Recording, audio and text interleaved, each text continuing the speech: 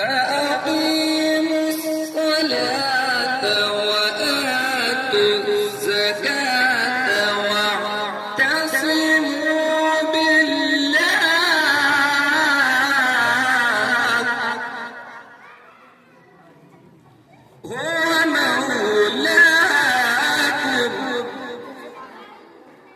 هو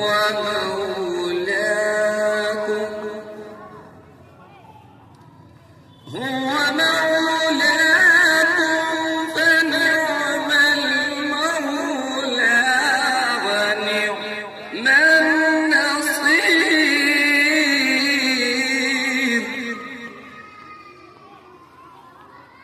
بسم الله الرحمن الرحيم. بسم الله الرحمن الرحيم. یہاں قدم رکھا تو اسے مستقل و منظم ہندوستان بنایا اور 800 سال تک حکومت کر کے مہان ہونے کا مقام عطا کیا، یہاں تک کہ اسے سونے کی چڑیا بنا دیا۔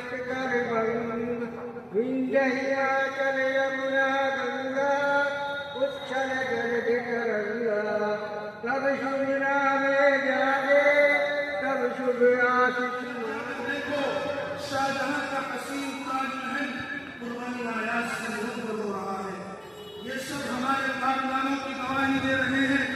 ان تاریخی عمارتوں کے واسطے سے آج بھی سیاحوں کے ذریعے کروڑوں روپے کمائے جا رہے ہیں۔